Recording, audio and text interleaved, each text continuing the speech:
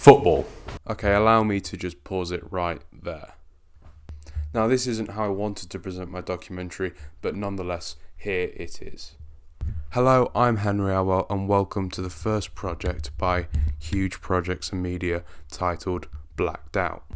Now, originally I was going to stand in front of a dark presentation talking to you about the details of the football blackout, and instead I'm standing here in front of some glass panels. Now, if you're watching this, chances are you're a football supporter. This is brilliant because you'll know of the football blackout, especially here if you live in the UK. But if for whatever reason you don't understand or don't know what the football blackout here is in the UK, allow me to fill you in. Here in the UK from 2:45 to 5:15 on Saturdays, football isn't televised legally here in the UK. The only way to watch a football match here in the UK is by visiting a football stadium. Because not everyone in the country can fit into a cramped football stadium, that means people, hundreds of thousands of people, go without being able to watch a football game legally. Now, this rule came into place in the 1960s thanks to the chairman of Burnley at the time, Bob Lord.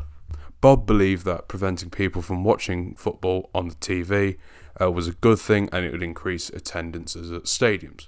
This would mean that football clubs would generate all their income and not have to, dish some out to the BBC or any other broadcaster at the time. Mainly, it was the BBC broadcasting football during that time period. Some like the rule, some don't. Some people believe that it helps out on the financial side of things for smaller teams in like League One, League Two. I went and interviewed football journalist Jake Tonge, who's a Lincoln City supporter, who believes that the football blackout needs to stay. So my name is Jake. I am a football journalist and a podcaster for the Station West podcast, which is a Lincoln City podcast. You obviously know the blackout in football broadcasting. What's your stance, would you say? I personally think as a supporter of a smaller football team that we need to keep the blackout, purely because if you make games streamable for people like me and like yourself, the average attendances of these lower league games are going to just completely plummet, and then football clubs will inevitably die and have to go through the whole process again. So I can understand it from a sort of a top six or a Premier League sort of point of view, because a lot of their games aren't broadcast live on British TV, so I can understand. However, I have to look at it selfishly and think that if the blackout was completely gone, then the football pyramid in England would completely go kaput. So you touched upon how smaller teams wouldn't necessarily benefit from it. Why do you think that is? Is it that people won't go to games, or why exactly? Well, I think, especially when you look at a football club like Lincoln, a lot of people support Lincoln, but they also support like a Premier League team as well. If they were able to watch their Premier League team on a Saturday at 3 o'clock rather than come down to Sincil Bank, then I think we'd lose a lot of people through the gate. That way, the club would then earn less money and struggle financially. That's really the main reason as to why football clubs really would, because especially a club like Lincoln and other, I'm sure it's the case for lots of other EFL clubs, they rely heavily for cash flow on the gate that they were, the gate receipts. So it would just drive attendances down. Also, I just think it's better that games aren't broadcasted for, like I say, for lower league clubs. It's all about money. Football has become all about money, and if you're taking a small football clubs, a lot of money away from a small football club, they won't be able to function, and then you'll see clubs dropping out. So we might, what happened to Macclesfield and Bolton and Bury might ultimately become, the norm if we were to start broadcasting every single game. Okay. Well, how does the blackout affect you? Well, I'm somebody that goes to the game regardless of if it's on TV or not. So if Lincoln was available to stream at 3 o'clock and there was the option to go to the game or watch it on TV, I'm going to be at the game purely because of the atmosphere and the day out, that sort of thing. I would dare to watch it. Obviously, it was quite helpful when we had COVID-19 and the games were all streamed on iFollow because we weren't able to get to the games. That was very useful, but I don't think it would. If the blackout was if we got rid of it, then I don't think it would alter me in the way that I approach football. I would still be going to games and covering stuff. So it doesn't affect me too much because I'm one of those fans that likes to go anyway. All away games as well. You want to stream them? All away. Well, I'm currently on for 46 out of 46 this season. Okay. So even the long away days. So like I think we went to Cheltenham the other week on a Tuesday night. I was there. Plymouth Argyle is next week away from home. I'll be there just because I want to go and watch it rather than It's also about ticking the grounds off and becoming the more grounds you've been to, the more respected you are. So it wouldn't massively affect me. I just love going to games too much. So I'm not sure if you're aware, but there's an American broadcasting company called DAZN, and they're wanting to buy out all the Premier League. They've just announced it today. Would you be? So I'm guessing you wouldn't be in favour of that, or would you not? It's difficult. Obviously, DAZN, they specialise in all sports entertainment. I think they do a lot of boxing and stuff. Yeah. So, I mean, I quite like the way the rights are for the Premier League at the moment. I think the EFL could massively be improved because you look at EFL games that are on things like Sky Sports. Yeah, it's only ever top end Championship games or the top end League One games. There's almost no coverage for League Two until it gets to the playoffs, etc. I quite like the current TV deal. I think it does its job. My fear with DAZN coming in and then being able to sell the rights to other brands, maybe, for example, perhaps Amazon Prime or TikTok or whoever will want to get on the back of that. Yeah. I think it would be detrimental. I think that they would make every game streamable. You'd then see lower attendance. It wouldn't affect the top clubs like United, City, Chelsea, Arsenal. Okay. Them would be all right. But like I say, it's those that that have two football teams that they support. They'd rather, for example, I know a Wolves fan who's also a Lincoln fan. Okay. If he had the option of going to watch Lincoln against Burton Albion at St Bank or watching, Wolves versus Liverpool at 3 p.m. on a Saturday, I know where he's going to go. So I think I'd be against that. Yeah. So you touched upon an improvement of the thing. How would you improve? Would you just keep it as it is, or? What the TV deal? The current TV deal that we have in the UK at the minute. Yeah, I mean, I'm very privileged in the fact that I have Sky and BT, so I can watch pretty much everything that if I want to watch it, it's available for me to watch. But the problem is, and if you follow Accrington Stanley chairman Andy Holt on Twitter, he talks about this a lot. So does Clive Nates, actually, the Lincoln chairman. The TV money is not distributed fairly amongst the EFL. So, for example, a league where the TV money is completely distributed in the wrong way would be the Spanish league. So you look at that, and all the money essentially goes to Barcelona and Real Madrid because they're the ones that are on TV all the time. Yeah. And then it creates this really unfair league where they're the only ones getting any money in. So they're the only ones that can spend money and sign the big players and then go and win the league. Same as PSG. And I can see why those supporters of those clubs want a Super League because there's no competition for them playing against Granada and Espanyol. There's no competition. Whereas if they're coming up against United, City, Liverpool, there's a bit more competition for them. But I would massively change the internal TV deal within England. I think the EFL should go on its own and get its own TV deal. Okay. I think they should be able to broadcast more games. I'm an EFL geek, so I like watching every EFL game I can. Yeah. So I would change it to make maybe less Premier League games on, to put more EFL games. But that's just the way I work, and I think League Two needs a bit more coverage, because this year you've had a lot of top end League One games on. So you've had Ipswich, Plymouth's been on a few times. There's been Derby, Bolton, Plymouth.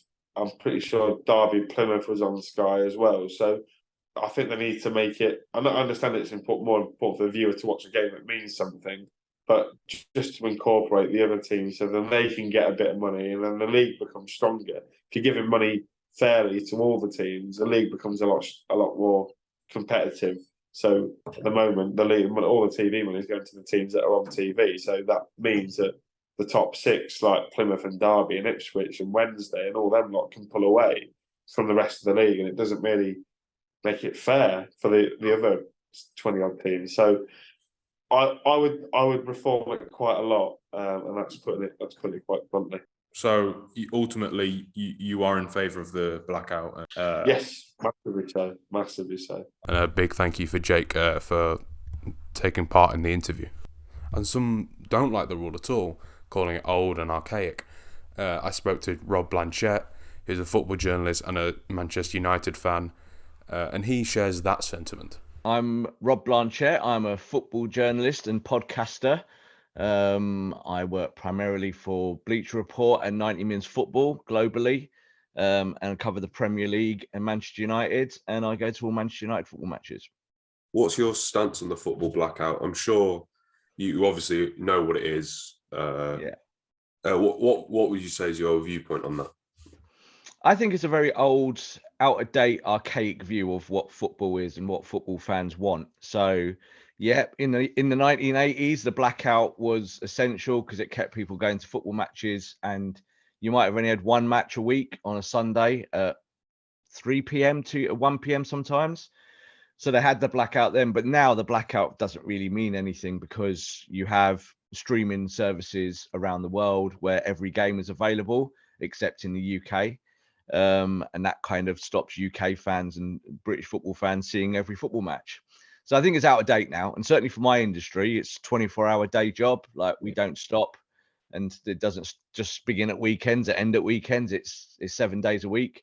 And it stops fans getting to see more football. And I think that's the way it goes. Blackout will eventually be gone. It's an old government Tory view of football. Would you say the blackout affects you often, or would you say it doesn't? It's not the, or would you say it doesn't?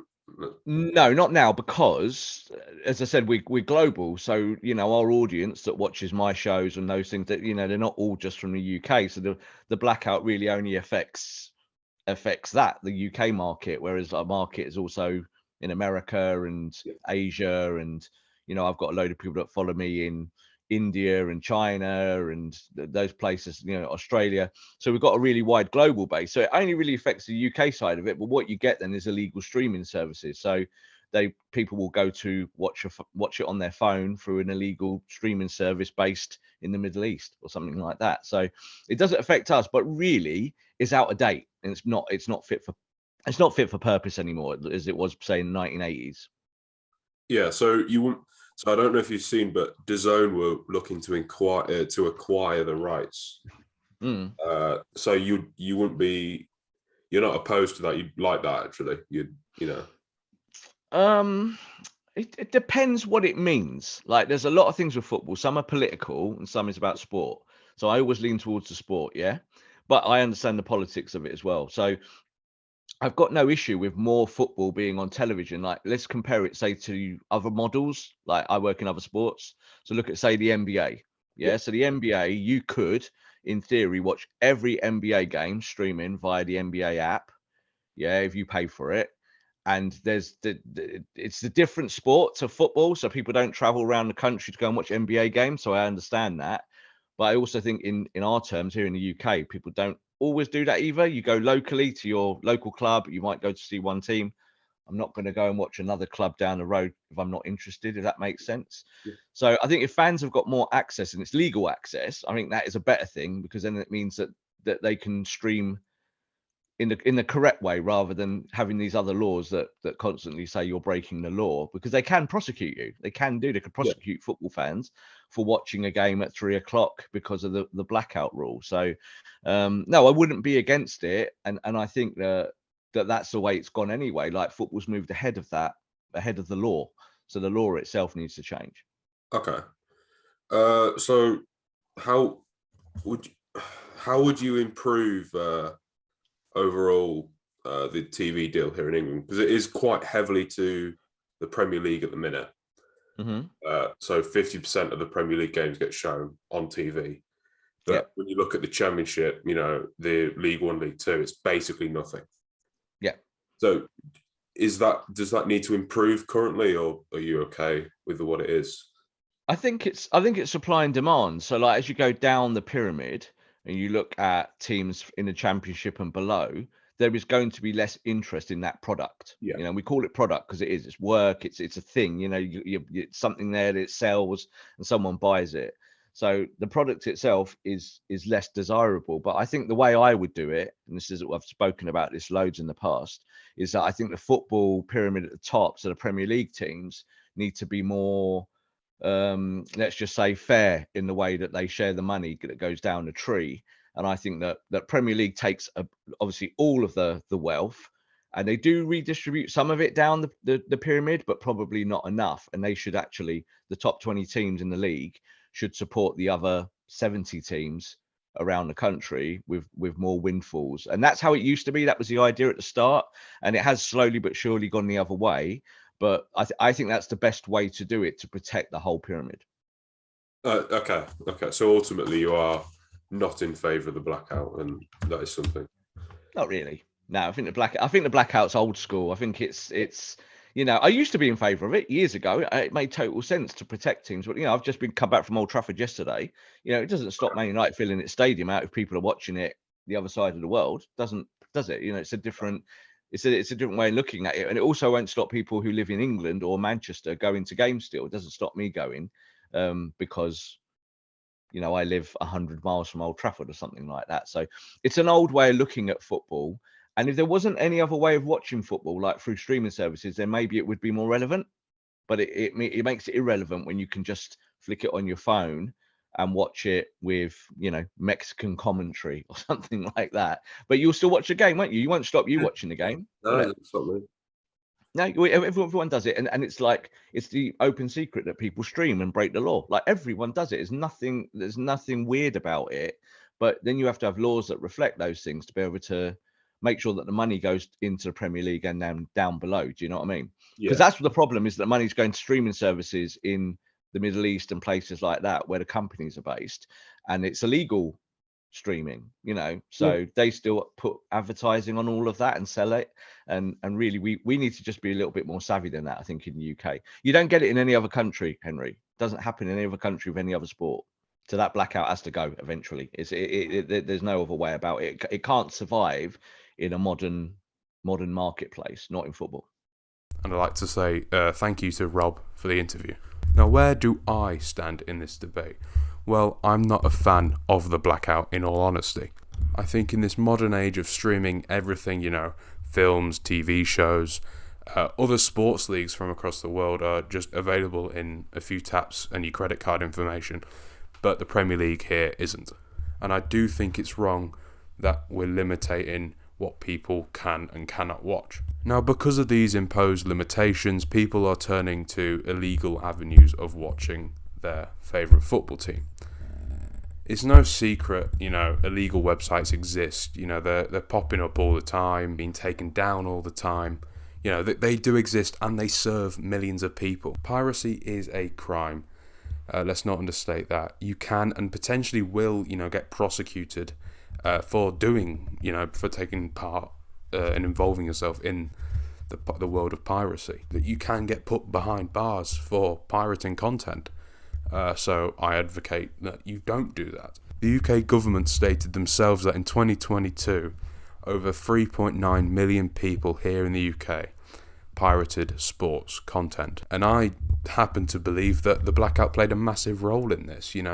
If that blackout wasn't a thing, well, we wouldn't have that, would we? Of course, piracy in sports isn't just, strictly a football thing. Famously, the UFC gets pirated by hundreds of thousands of people simply because the price tags are too high.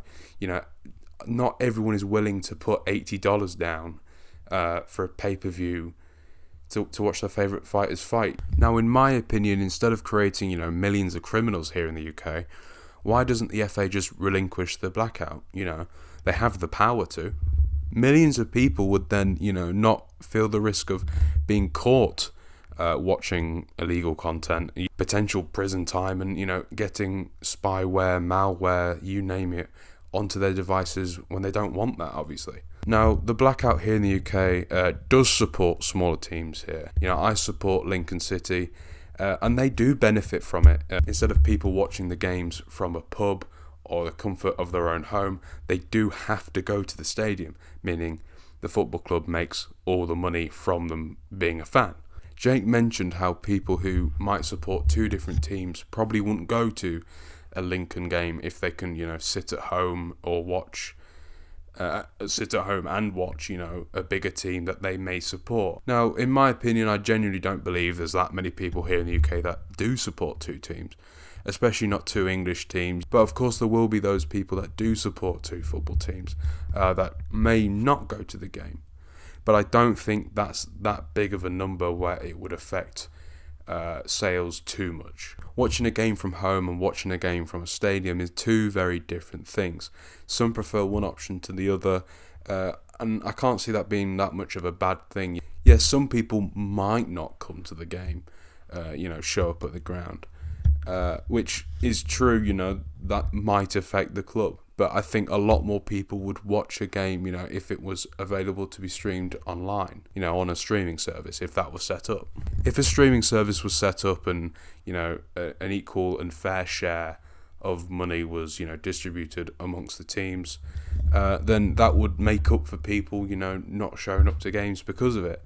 So at the end of the day, they're making the same, and if not, maybe even more money via this way. Now, whilst creating this documentary, Sky Sports announced this. Now to some significant major breaking news, and it's about the EFL. A record-breaking deal has been agreed with Sky Sports that will see more than 1,000 matches broadcast live each season. Yes, that's right. A £935 million deal with the EFL. This, from my perspective, is amazing. More games will be available to watch on the TV from all leagues in the EFL. More League One, more League Two matches will be shown. Only 30 games from both League One and League Two were shown, this season, last season, the season before. That's shocking, really. That's only 15 per league, which is embarrassing when that amounts to thousands of games in those leagues, respectively. Wanted to get Jake Tonge's viewpoint on the deal, so here that is. So what was your first thoughts on the new deal that Sky Sports and the EFL? I think it's better than what we had before. I mean, as a supporter of a club that's predominantly played in League Two and League One over the last sort of 10 years or so, while being in the Football League, I think it's good that those two divisions are going to be broadcasted a lot more. However, I'm a little bit sceptical about how it's all going to work. They're promising, I think it's over 1,000 games or so, whether it will be shared evenly or whether the big teams in all the divisions. So, you're looking at League One, if the likes of Wednesday and, Ipswich and Bolton or whoever it is going to be in that league, whether they're going to have more games broadcast, and therefore you get the funding for the TV deal is a little bit unfair across the whole division. But I think it eventually will become a lot better because the more games of football that will be on TV for people to watch, especially midweek, I'm sure it'll be better. Is the amount of money on the table for it an issue, or would you say that's a good amount? Oh, well, because it is. You know what? You look at you compare it to the Premier League deal, and it's literally like a drop in the water of the ocean of the Premier League deal, isn't it? And you look at what the money going into the Premier League has achieved. No doubt, because of the TV deal, the quality of the football in the Premier League is a lot better because they attract better players. So it's a nice, reasonable sum. It might mean that money's going into transfer budgets of teams that then they can then bring in better quality players and the football's better. So I'm not really concerned about the monetary game, as long as, like I said earlier, as long as it's split evenly between teams, because you don't want a situation where it becomes a little bit like the Spanish league or the French league, where quite clearly all the TV revenue only goes to the teams at the top and not the teams at the bottom, because then you don't have a fair and competitive league. Like you see PSG win the French league every year, and you see Barcelona or Real Madrid in the top two pretty much year in year out in Spain. So they've got to do it right, but I think having more money around the football will be better for clubs, and when we get the independent regulator in a couple of years' time, hopefully, then I think you'll really see an upturn. I'm not saying that the lower league football in this country is bad, but you'll see a real upturn in quality, I think. So overall, do you think it would be beneficial, or is it? Yeah, kind of. I can see why some people would find it beneficial. Obviously, there's always going to be the worry about the blackout and all that sort of stuff as to whether people are going to stick it on the telly rather than go to the games themselves. But I think at some points it'd be handy. So I just read that over midweek they're going to broadcast 10 games over the midweek period, a midweek fixture. 5 from the Championship and then 5 from League One and League Two. That could get League Two a lot more recognition, and the lower leagues a lot more recognition from other football fans. So they might then decide, you know what, I've been supporting my Premier League club for so many years and never felt a connection. Whereas I might go, watch my local lower league team on the telly and feel like I might want to go down. So I think ultimately they're trying. I think they're trying to do the right things, but ultimately you're not going to be able to please absolutely everybody and everybody, because that's why football's so great, because we've all got different opinions. But I'm excited to see how they play with it, because I think it has an EFL TV deal has potential to really work properly and really boost and really close the gap between the EFL and the Premier League in the next couple of years. And thank you to Jake Tonge again. Now here, I'm in agreement with Jake here. Like I said, if the money is well distributed, like fairly distributed, then I can only see it being a positive for these smaller sides. More attention, more eyes on the product.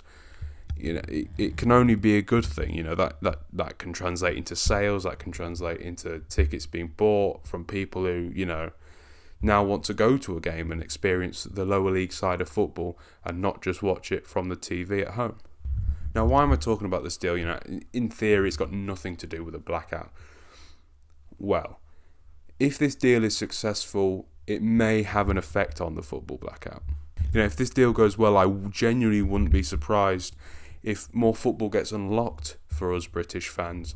We can watch more, and eventually I believe that all 92 teams' games, from Premier League to League Two, will be shown on a streaming service. I believe that will be the case if this all goes well.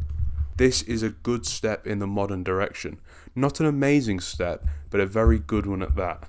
I still feel like we are behind slightly when you look at like the NFL in America, the NBA in America. Every single game is shown on a streaming service that you just pay for.